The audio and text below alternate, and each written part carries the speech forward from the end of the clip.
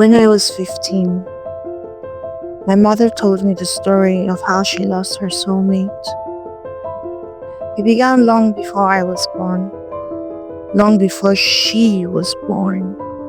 My grandmother had a best friend. These best friends had daughters of their own. Those daughters became best friends too. This bond spanned 2 generations. It grew stronger with every shared secret, every night spent talking about fears and their dreams. They were Zara and Tara. They even went to the same university together. They lived together and spent every moment side by side. They dreamed of weddings, of the future, always imagining the other standing right there beside them on their happiest day. It was a friendship that was beautiful and safe, the kind that built memories that lingered for decades. They rode bikes through the salt air, then ate ice cream on the beach, and believed nothing could come between them. One day, Tara fell for a boy at their university. She spoke of him endlessly, over coffee, between classes, late into the night, her voice lighting up about every stolen glances he gave her. Zara loved hearing her friends' stories. Until one afternoon, she met someone herself, a tall, handsome stranger at the coffee shop. Then, they met again at the library. They clicked instantly, and before long, they were inseparable. His name was Tim, Tara's Tim. What began as a friendship turned swiftly into romance. Zara and Tim felt deeply for each other. Tara and Zara had their first real argument, and this was their last. When Tim proposed, Tara should have been radiant, but she felt hollow. She knew her joy had cost her something greater.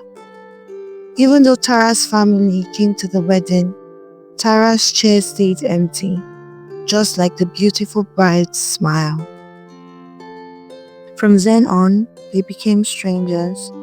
These friends shared a birthday, but for the first time since they were born, they spent it apart, year after year. Tara buried herself in work, and Zara built a family.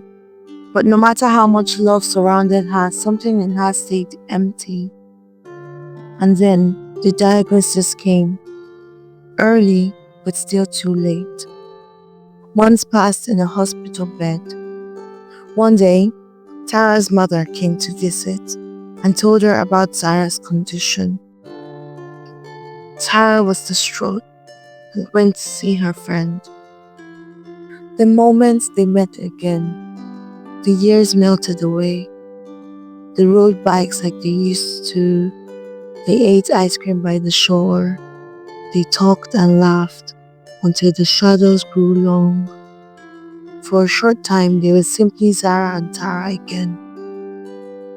One evening, as the sea murmured at their feet, my mother apologized for choosing pride over forgiveness, for choosing anger over love. And Zara, with a faint smile, confessed the truth she had kept for decades. She had known who Tim was from the very first day. She could have stepped aside, but curiosity and selfishness had won. Zara was sorry. On their last day together, they sat on the same beach that had watched them grow up. Zara told Tara she wished they could grow old together. "I think you're my soulmate," she says with a faint smile. And then, with Tara's arms around her, she drew her very last breath. My mother told me this story on the same beach. I held her hand and promised that Since Sarah left no daughters behind, I would be her best friend. So the cycle would continue because some bonds are written into the tide itself. They return again and again, no matter how many times the waves pull them apart.